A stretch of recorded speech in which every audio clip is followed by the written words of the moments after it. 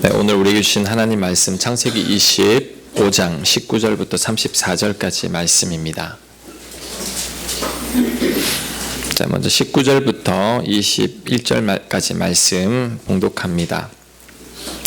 아브라함의 아들 이삭의 조건은 이러하니라. 아브라함이 이삭을 낳았고 이삭은 40세에 리브가를 맞이하여 아내를 삼았으니 리브가는 밧단 아람의 아람 족속종 부두엘의 딸이요 아람 족속주 라반의 누이였더라. 이삭이 그의 아내가 임신하지 못함으로 그를 위하여 여호와께 간구하며 여호와께서 그의 간구를 들으셨으므로 그의 아내 리브가가 임신하였더니. 아멘. 어떤 분이 저에게 이런 하소연을 합니다. 젊었을 때는 돈이 없어서 고생을 많이 했고 이제 돈이 좀 생겼다 싶으니까 자녀가 말을 안 듣고 이제 그 자녀가 좀 철이 들었다 싶었더니 이제 본인이 병이 생겼고 본인의 병이 나았다 싶었더니 이번엔 남편이 아프고 이제 남편이 좀 나았다 싶으니까 이제 결혼한 자녀들이 또 속을 썩인다고 바람 잘 날이 없다라고 합니다. 근데 여러분 이게 바로 우리들의 인생입니다. 한 고비 넘었다 싶으면 또 다른 고비를 만나고 이 문제 해결되었다 싶으면 또 다른 문제를 만나게 됩니다. 내리막이다 싶으면 또 오르막을 만나게 되는 거죠. 언제쯤 평안할까 싶은데 이제 그날이 잘 오지 않은 것 같습니다. 오늘 찬송에도 보면 이랬죠. 이 세상에 근심된 일이 많고 참 평안을 몰랐구나. 이 세상에 공고한 일이 많고 참 쉬는 날 없었구나. 자, 이게 바로 우리 인생 같다라는 생각이 듭니다. 자, 오늘 왜 이런 말을 하냐면 이제 오늘부터 이삭이 시작되는데 이삭이 시작되자마자 바로 시련이 시작됩니다. 이삭과 리브가가 또 자녀가 없습니다. 아버지 아브라함처럼. 아버지 아브라함은 세장가 가서 6명이나 아들을 낳았는데 이삭은 결혼한 지 20년이 되었는데도 아직 자녀를 낳지 못하고 있습니다. 여러분 이런 생각이 듭니다. 아니 하나님이 하늘의 별과 같이 자손들 많이 준다고 하고서는 왜 이렇게 자꾸 막는 걸까? 아브라함도 막더니 왜 이삭까지 이렇게 막는가? 그냥 자녀들을 쭉쭉 낳도록 하나님께서 은혜를 주시면 안 되나? 왜 이런 문제를 주시는 걸까라는 생각을 해봅니다. 왜 그럴까요? 자, 하나님께서 이삭도 믿음의 사람으로 훈련하는 중입니다. 아브라함의 믿음이 이삭도 잘 이어가야 하는데 그대로 두면 이삭의 이 믿음 사라집니다. 근데 이 믿음을 어떻게 이어가느냐? 믿음은 시련을 통해서 이어가집니다.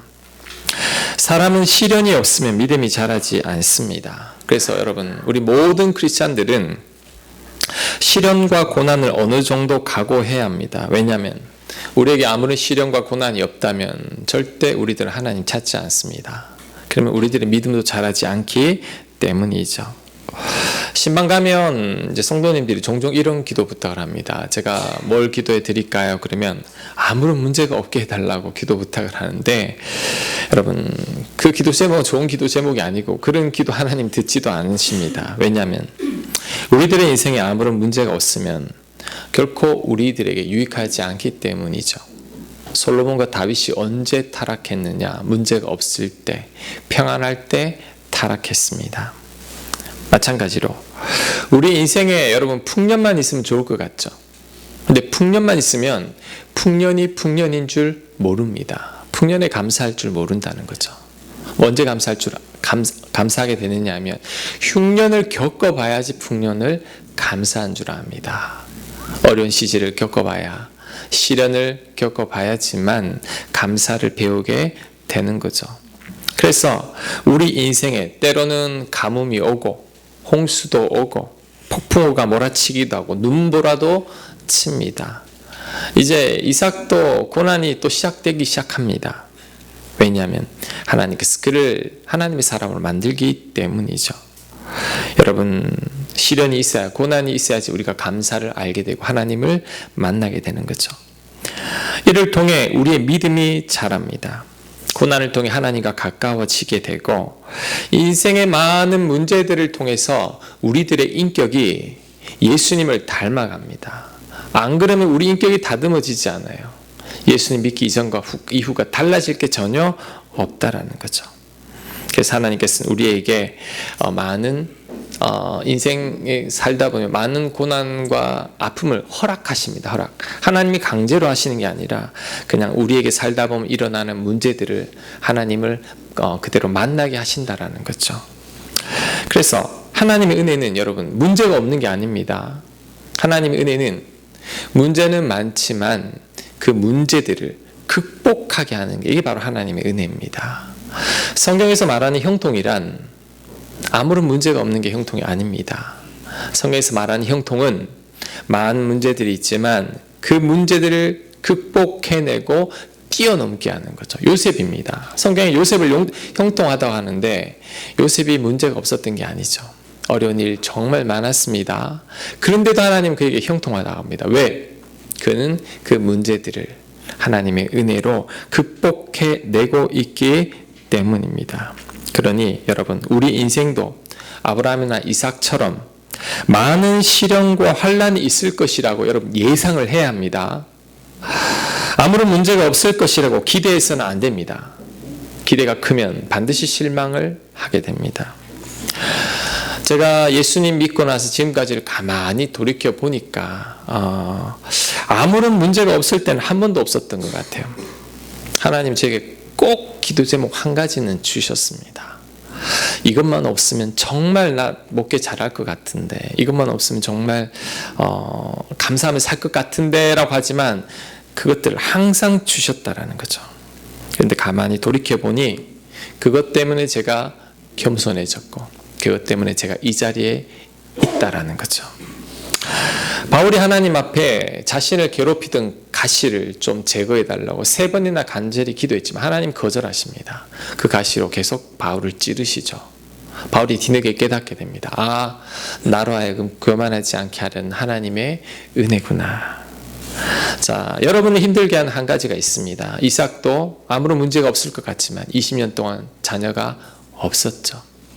그와 같은 여러분을 지금 찌르고 괴롭히는 그 한 가지 문제가 있을 겁니다. 그것만 해결되면 여러분 숨통이 트일 것 같죠. 여러분 그 한 가지를 두고 감사하십시오. 그 한 가지가 없으면 지금의 여러분은 없을 겁니다. 그 한 가지가 여러분으로 하여금 하나님을 찾게 하고 그 한 가지가 여러분을 겸손하게 하고 그 한 가지가 하나님과 여러분을 연결시켜 주는 거죠. 그러니 그 한 가지에 감사해야 합니다. 이삭은 이 한 가지 때문에 그가 하나님을 찾게 되는 거죠. 자, 그 한 가지 때문에 이삭이 기도하게 됩니다.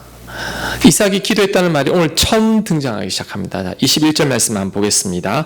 이삭이 그의 아내가 임신하지 못함으로 그를 위하여 여호와께 간구하며 여호와께서 그의 간구를 들으셨으므로 그의 아내 리브가가 임신하였더니. 자, 이삭이 이전에는 기도하지 않았어요. 근데 이 문제 때문에 하나님께 기도하기 시작합니다. 여러분 이때가 아니면 이삭이 언제 기도하겠습니까? 그리고 이삭은 이 기도를 누구한테 배웠을까요? 아브라함이죠. 이삭이 자녀가 없이 20년간 고생했을 때 아브라함이 뭐라고 했을까요? 20년? 나는 100년을 기다렸다. 100년을 기도해라. 하나님께서 은혜를 베풀어 주실 거다. 이삭이 아버지께 배우고 기도했을 겁니다. 그때 하나님께서 응답하셨죠. 이삭이 하나님을 처음 또 만나게 되는 거죠.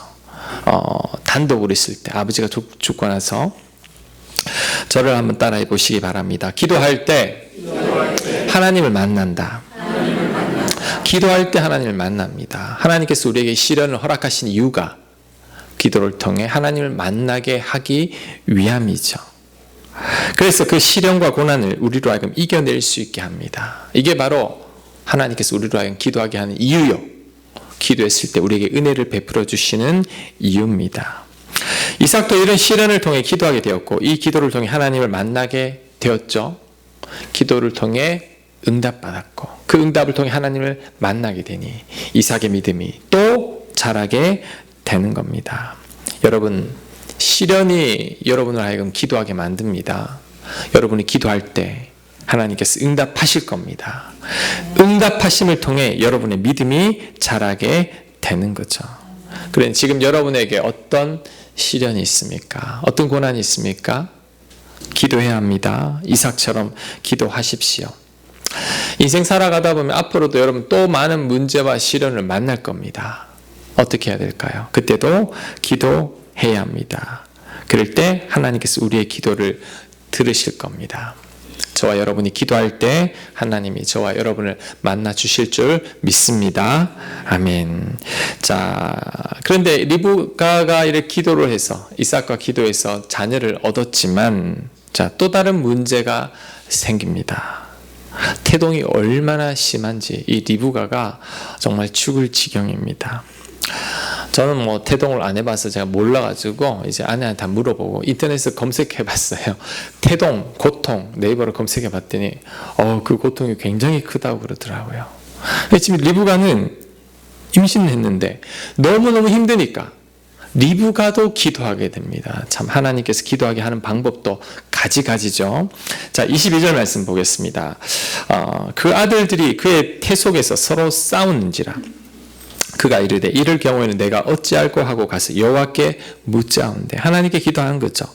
여호와께서 그에게 이르시되 두 국민이 네 태중에 있구나. 두 민족이 네 복중에서부터 나누이리라. 이 족속이 저 족속보다 강하겠고 큰 자가 어린 자를 섬기리라 하셨더라. 형이 동생을 섬긴다고 합니다. 그 해산 기한이 찬즉 태에 쌍둥이가 있었는데 먼저 나온 자는 붉고 전신이 토록 같아서 이름을 에서라 하였고 태어날 때부터 털이 나였죠. 그러니까 이상합니다. 하여튼 26절 후에 나온 아우는 손에서 에서의 발꿈치를 잡았으므로 그 이름을 야곱이라 하였으며 리브가가 그들을 낳을 때 이삭이 60세였더라. 아멘. 자, 여러분 리브가가 임신하고 태동이 심할 때 쌍둥이인 줄 알았을까요? 몰랐을까요? 저는 몰랐다고 생각합니다. 왜? 산부인과도 없죠. 뭐 초음파를 해본 것도 아니죠. 뭐 어떻게 알겠습니까? 너무너무 심하니까 기도하고 하나님께 물어봤더니 하나님께서 쌍둥이다 라고 말하시면서 한 가지 더 놀라운 비밀을 알려줍니다. 그게 뭐냐? 네 뱃속에 두 민족이 있는데 동생이 형이 동생을 섬길 거다. 네 동생이 더 큰 민족이 될 것이다 라고 묻지도 않은 이 놀라운 비밀을 기도할 때 하나님께서 또한 가르쳐 주셨습니다. 여러분 기도할 때 하나님께서 여러분에게 놀라운 비밀들을 가르쳐 주십니다. 자, 그런데 이 대목에서 궁금한 게 한 가지가 있습니다. 그게 뭐냐면 여러분에게 한번 물어볼게요. 사람의 운명이 여러분 정해져 있을까요? 운명이 정해져 있을까요? 오늘 성경을 보면 정해진 것처럼 보이잖아요. 태 속에부터 큰 자가 작은 자를 섬기리라. 형이 동생을 섬긴다라고 말하지 않았습니까? 정해진 것 같지 않나요? 아닙니다. 여러분 우리 인생에 모든 게 다 정해져 있다면 억울하잖아요. 누구는 태어날 때부터 좋은 조건에 태어나고 누구는 나쁜 조건으로 태어나고 구원받을 사람 구원받지 못할 사람 다 구분되어 있다면 너무나 불공평한 우리 하나님 아닙니까?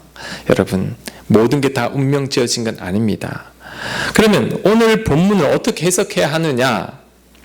자, 하나님께서 에서와 야곱 중에 믿음의 대를 이어갈 사람으로 야곱을 택했다는 겁니다.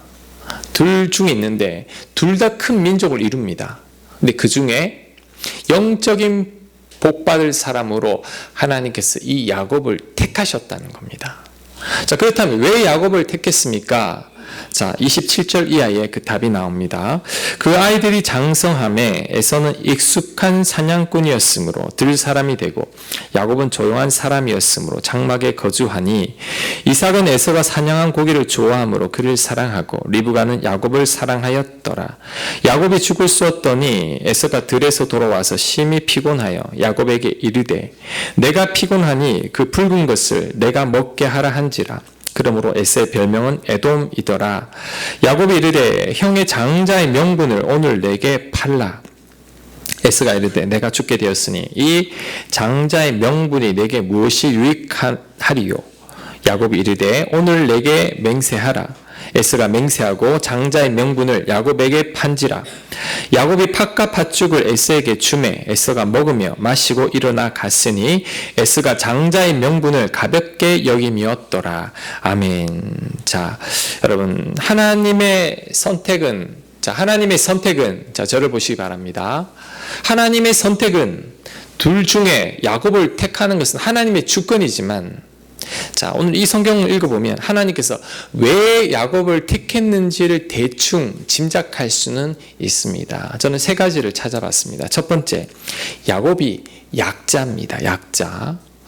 자, 형 에서는 익숙한 사냥꾼이라 했는데 이때 당시 남자들은 사냥 잘하면 최고예요.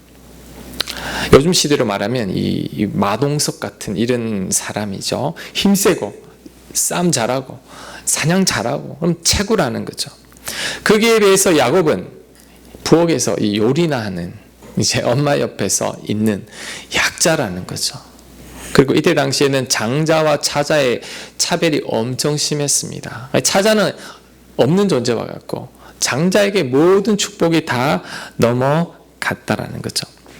근데 하나님은 성경을 보면요, 항상 약자를 택합니다. 약자의 편입니다. 강한 자들은 좀처럼 하나님을 찾지 않아요. 자기 힘 믿고 살아가기 때문이죠. 영적인 사람이 될 가능성이 적습니다. 약자들은 약하니까 하나님 찾아요. 하나님의 약자들을 통해 강한 자를 부끄럽게 하십니다. 그래서 혹시 여러분 스스로가 약자라고 생각합니까? 괜찮습니다. 감사해야 할 일입니다. 세상 사람들 눈에는 약하게 보일지 몰라도 하나님은 그 약자를 택하십니다. 하나님은 항상 약자를 통해 역사합니다. 왜냐하면 약자들이 강자들보다 하나님을 더 의지하기 때문이죠. 그러니 내 약함은 콤플렉스가 될 수 없습니다. 나의 약함은 하나님의 통로입니다. 제가 목사가 된 이유도 자신이 없었지만 네가 약할 그때가 꼭 강함이라는 말씀 때문에 목사가 되었어요. 제가 하나님의 통로가 될 수 있다는 말이죠. 몇 주 전에 수요예배 말씀을 준비하다가 이제 우연히 시선이라는 찬양이 생각이 났는데 그 가사가 참 많이 저에게 은혜를 주었습니다. 제가 그 가사를 주보에 잠깐 실어봤는데 가사를 한번 보겠습니다. 내게로부터 눈을 들어 주를 보기 시작할 때 주의 일을 보겠네. 자, 내게로부터 눈을 들으라고 합니다. 왜냐하면 나는 약하고 부족하고 실망스럽기 그지없죠. 자꾸 내가 나를 보면 나는 아무것도 할 수 없어요. 그 시선을 돌려서 주를 보라는 거죠. 하나님을 볼 때 주의 일을 보게 됩니다. 부족한 나를 통해 하나님께서 하신다는 것을 알게 되는 거죠. 그 다음, 내 작은 마음, 우리 마음 작아요. 소심해요. 연약해요. 자신감이 없어요. 그런데 하나님을 바라볼 때 내 작은 마음을 돌이키사 하늘의 꿈 꾸게 합니다. 주님을 볼 때. 왜냐하면 하나님은 나의 이 소심함을 통해서도 역사할 수 있기 때문이죠. 그래서 나의 작은 마음은 전혀 문제가 되지 못합니다. 모든 시선을 주님께 드리고 살아계신 하나님을 느낄 때 내 삶은 주의 역사가 되고 하나님이 일하시기 시작하네. 우리의 모든 시선을 주님께로만 향할 때 하나님께서 나를 통해 역사하십니다. 하나님께서 나를 통해 일하기 시작한다라는 거죠. 자, 여러분 저를 보세요. 여러분 보통 사람들은 자기를 자꾸 봅니다. 난 왜 이렇게 연약할까? 난 왜 이렇게 부족할까? 그러다 보면 아무것도 못합니다. 믿음은 나를 보는 게 아닙니다. 나를 보는 눈을 거두고 하늘을 바라보는 거죠. 아마 제가 이 말씀을 준비하면서 이 구절의 은혜를 받았던 것은 제가 저를 보고 실망했나 보죠. 저를 볼 때 실망스럽고 내가 과연 목회를 할 수 있겠나 싶지만 눈을 들어 주를 볼 때 주께서 저를 통해 일하시는 게 믿어지고 보이고 확신이 생기니까 이 작은 마음이 담대함 하늘의 꿈을 꾸게 되는 겁니다. 여러분, 하나님이 약한 자를 사랑하는 이유가 있습니다. 그들은 주를 바라보기 때문이죠. 작은 마음, 주를 바라봄으로 하늘의 꿈을 꾸기 때문이죠. 그래서 여러분 스스로의 모습을 주목하면 안 됩니다. 더불어서 다른 사람에게 시선을 빼앗겨도 안 됩니다. 다른 사람의 말 한마디, 다른 사람 시선들에 여러분의 마음을 빼앗기면 여러분 열등감에 빠지고 비교하게 되죠. 괜히 속으로 이상한 상상을 합니다. 저 사람이 나를 욕하지는 않았을까? 나를 비웃지는 않았을까? 나를 무시하지는 않았을까? 그러면 자신감을 잃어버리는 거죠. 그래서 믿음이란 나를 보지 않고 내 곁에 사람을 보지 않고 눈을 들어 주님을 바라보는 거죠. 하나님만 바라보는 거죠. 그럴 때 하나님께서 나를 통해 역사하시고 나를 통해 일하기 시작하십니다. 믿으세요? 야곱은 약자예요. 하지만 하나님이 이런 야곱을 변화시켜서 믿음의 사람으로 만드십니다. 그런 여러분의 약함은 전혀 문제될 게 없습니다. 여러분의 시선을 돌리면 됩니다. 하나님을 바라보면 되죠. 자, 여러분의 시선을 하나님께만 돌리시길 간절히 축원합니다. 아멘. 두 번째, 하나님께서 야곱을 택하신 이유는 야곱은 그래도 순간적인 감정에 의해 움직이는 사람이 아닙니다. 야곱은 절제할 줄 아는 사람입니다. 에서는 순간의 배고픔을 참지 못하는 사람이에요. 오늘 성경을 읽어보면 팥죽 보더니 배고파 죽게 되었다고. 여러분 팥죽 못 먹으면 죽습니까? 안 죽죠. 근데 왜 죽게 됐다고 할까요? 못 참는 거죠. 이 순간의 배고픔을 못 참는 겁니다. 그래서 장자의 명분, 그 엄청난 복을 경홀히 여기는 거죠. 경솔하죠. 반면에 이삭은 지금 이 순간보다는 내일을 생각하는 사람이죠. 이삭도 팥죽 먹고 싶겠죠. 그런데 그는 더 놀라운 장자의 축복을 생각하면서 포기할 줄 아는 사람입니다. 저는 이 야곱의 참 훌륭한 점은 그는 절제하는 사람이라는 거죠. 하나님은 순간을 위해 사는 사람보다 내일을 바라보며 절제하는 사람을 원합니다. 왜냐하면 그게 믿음이에요. 여러분 믿음은 항상 미래와 연관되어 있어요. 믿음은 현실 지금 눈앞에 보이는 게 아니에요. 믿음은 항상 내일이요 미래입니다. 보이지 않지만 그 내일을 바라보고 소망을 품고 살아가는 거죠. 야곱이 그런 시각을 가졌죠. 그는 나중을 바라보며 하나님의 약속을 바라보고 미래를 바라보니 하나님께서 그를 믿음의 사람으로 택한 거죠. 여러분 절제할 수 있어야 합니다. 절제가 곧 믿음이죠. 내일을 바라보며 절제하는 것. 하나님께서 이런 자를 기뻐하십니다. 자, 고린도전서 9장 25절 말씀 우리 같이 한번 읽겠습니다. 시작. 이기기를 다투는 자마다 모든 일에 절제하느니 그들은 썩을 썩리자의 관을 얻고자 하되 우리는 썩지 아니할 것을 얻고자 하노라. 자, 썩을 승리자의 관, 이게 바로 팥죽입니다. 그런데 썩지 아니할 것, 이게 바로 장자의 축복이죠. 에서와 야곱을 말하는 것 같습니다. 여러분, 이기기를 다투는 자는 반드시 절제해야 합니다. 저는 공부할 때, 신대원 공부할 때 책상에 요거 구절을 적어놨었습니다. 피곤하고 쉬고 싶고 놀고 싶을 때마다 이기기를 다투는 자마다 모든 일에 절제하나니 말씀 암송하고 책상에 앉아서 다시 공부하곤 했습니다. 여러분 절제하지 못하는 자들은 절대 이기는 삶을 살지 못합니다. 승리자의 관을 쓰지 못하는 거죠.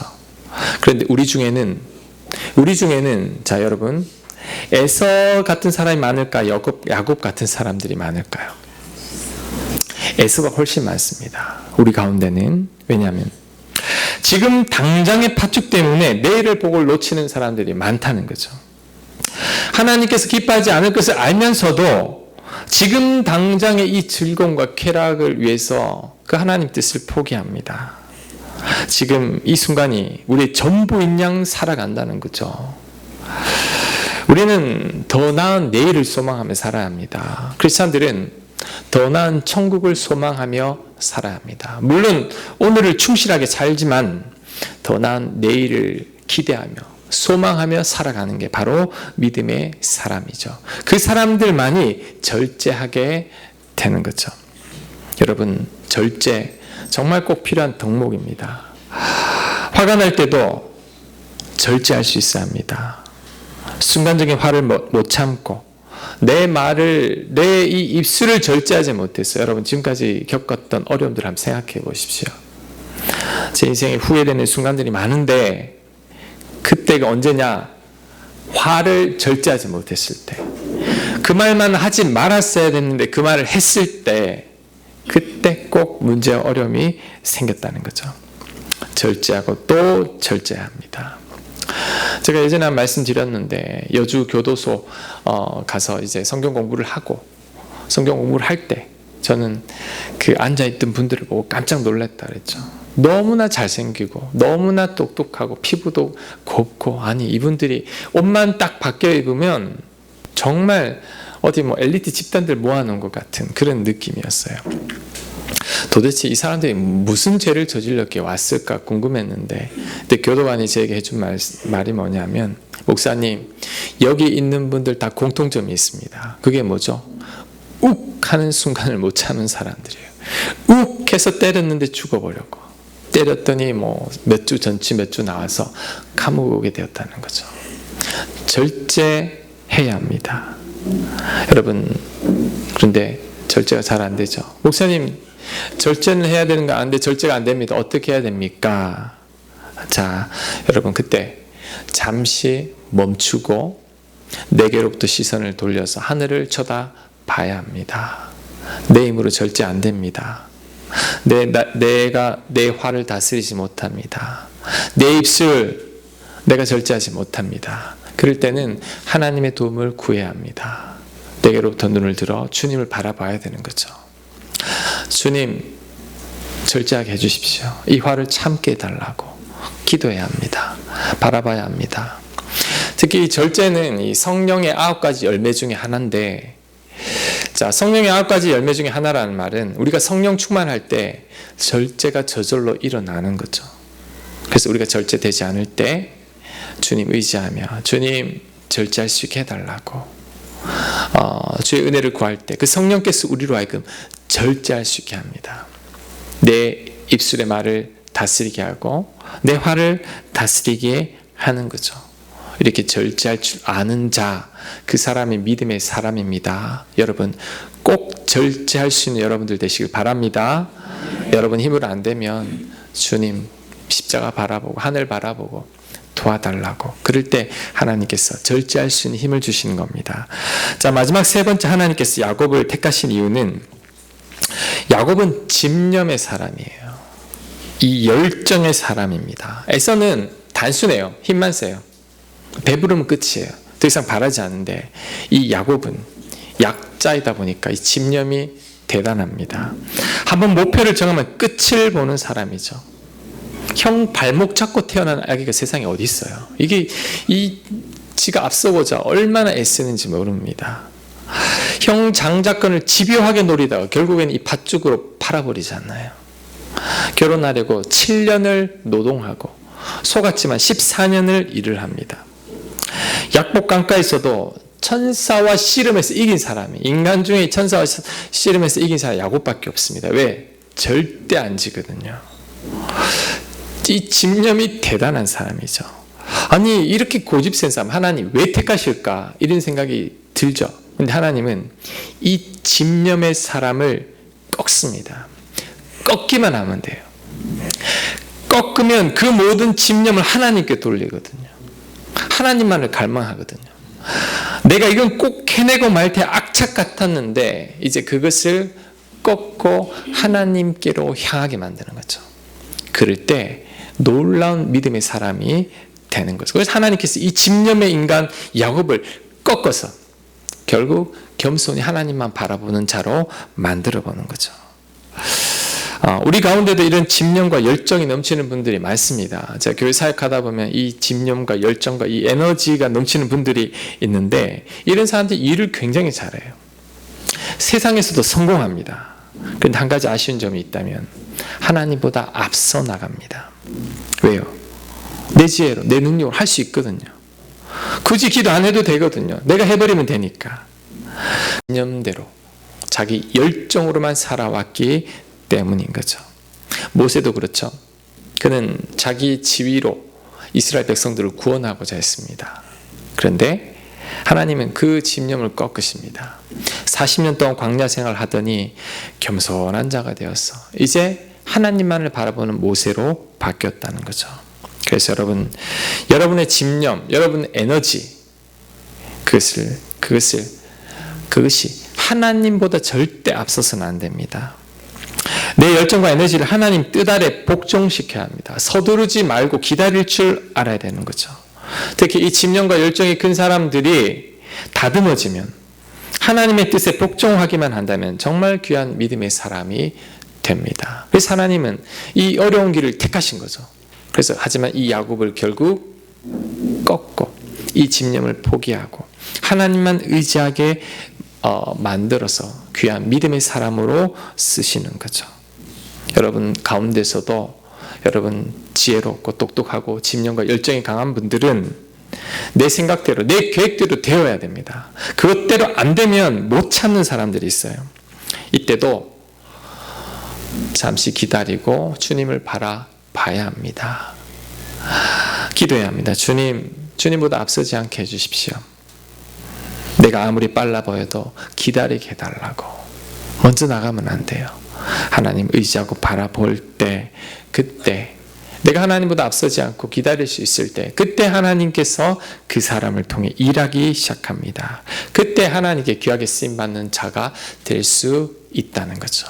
이 이유 때문에 이 세 가지, 약함, 그 다음에 절제, 이 집념, 하나님 이것들을 잘 사용해서 결국 믿음의 사람 야곱으로 만들어내는 거죠.